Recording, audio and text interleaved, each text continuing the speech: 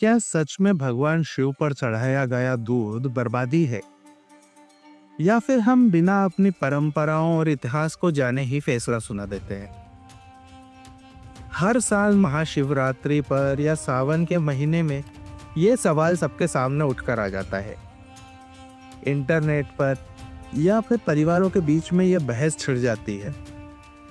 वही तस्वीरें सामने आने लगती है जहां पर शिव लिंग के ऊपर दूध चढ़ाया जा रहा है, और वही एक सवाल थी, भाई शिवलिंग के ऊपर दूध चढ़ाने से अच्छा है कि किसी भूखे को पिला दो, कम से कम उसका पेट तो भरेगा।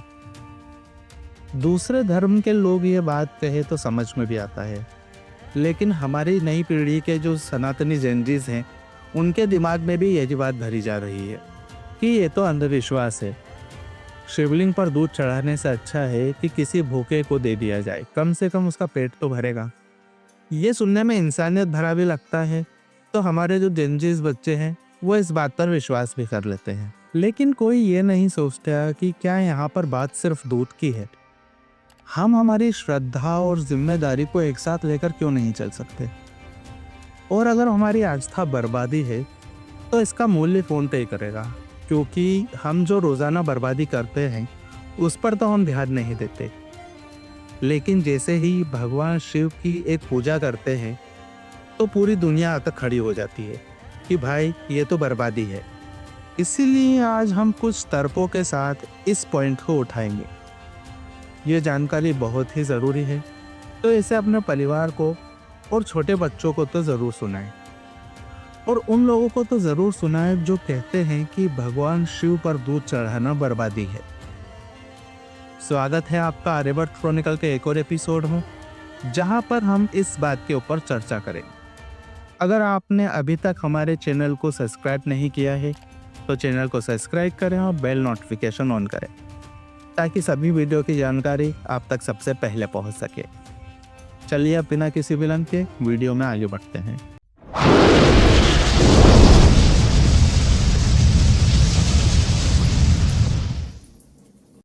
क्यों शिवलिंग के ऊपर दूध चढ़ाया जाता है? ये जानने से पहले हमें समुद्र मंथन की कथा को जानना होगा, क्योंकि हम जब किसी परंपरा के ऊपर सवाल उठाते हैं तो हमें उसके इतिहास के बारे में जानना भी जरूरी हो जाता है। कथा के अनुसार जब समुद्र मंथन हुआ था तो उसमें से हलाहल विष निकला था। उस हलाहल विष को भगवान शिव ने पिया था ताकि वो पूरे ब्रह्मांड को बचा सके, लेकिन उस हलाहल विष से उनका पूरा शरीर तपने लगा था। इसी तपन और जहर की जलन को कम करने के लिए वहां पर मौजूद ऋषियों ने उनके ऊपर जल और दूध की धार चढ़ाई थी, और इसीलिए आज हम भगवान शिव के शिवलिंग के ऊपर दूध चढ़ाते हैं ताकि उनका धन्यवाद कर सके। ये कोई परंपरा या रिवाज नहीं, भगवान शिव के लिए हमारा सम्मान है। हमारे सनातनी विचारक इस क्रिया में एक गहरी बात ही बताते हैं। ये हम जो शिवलिंग के ऊपर घी, दूध और तेल चढ़ाते हैं, ये सिर्फ पूजा नहीं है। इन पदार्थों से पत्थर समय के साथ टूटने और चटकने से बच जाता है।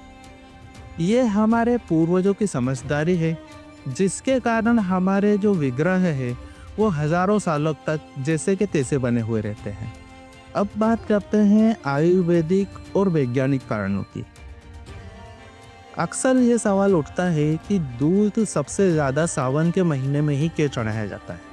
आयुर्वेद के अनुसार सावन के महीने में दूध का सीधा ग्रहण करना आपकी सेहत के लिए हानिकारक होता है।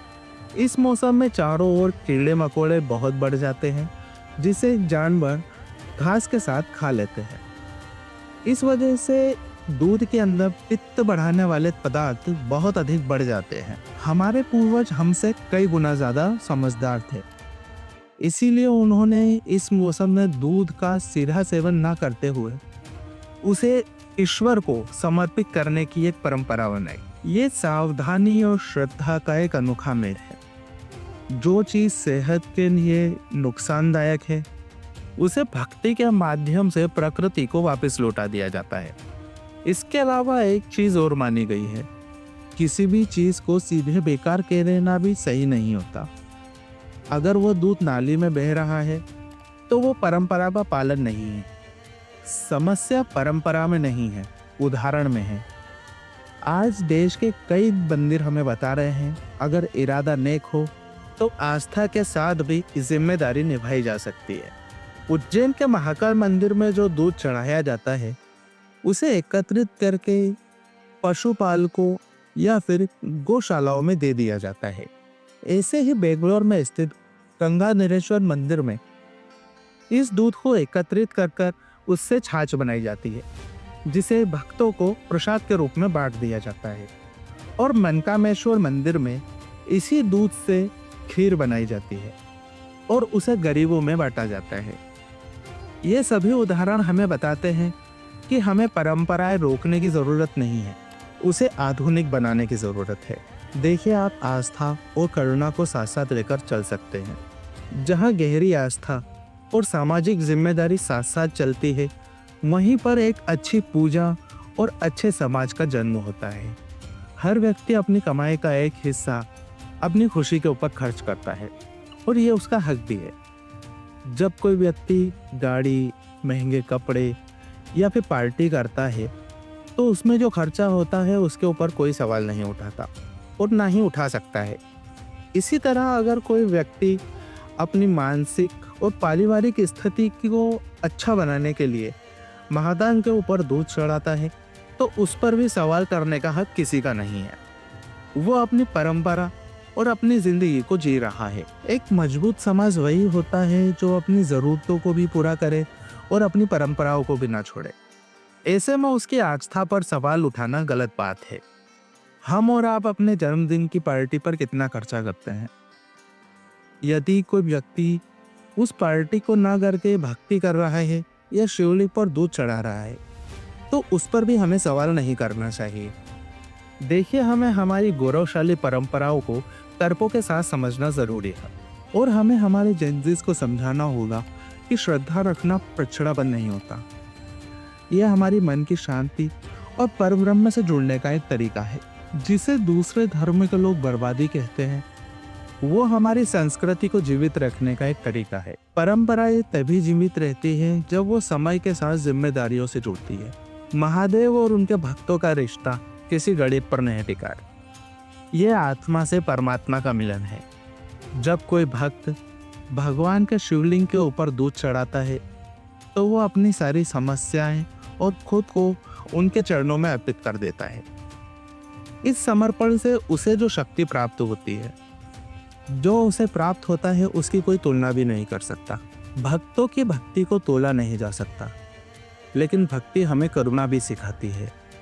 सवाल यहाँ दूध का नहीं है, सवाल यह है कि क्या हम हमारी आस्था को करुणा के साथ जी पा रहे हैं। जहाँ गहरी आस्था और समझदारी साथ चलती है, वहीं पर सभ्यता टिकती है। महादेव हर उस दिल में बसते हैं जहाँ पर प्रेम होता है। हमारी ये श्रद्धा हमारी अपनी है और हमें उस पर गर्व होना चाहिए। आपको ये वीडियो कैसा लगा हमें कमेंट कर ज़रूर बताएं। अगर आप हमारे चैनल पर नए हैं तो चैनल को सब्सक्राइब करें और बेल नोटिफिकेशन ऑन करें ताकि आप तक सभी वीडियो की जानकारी सबसे पहले पहुंच सके। मिलते हैं अगले वीडियो में, तब तक के लिए जय श्री महाकाल।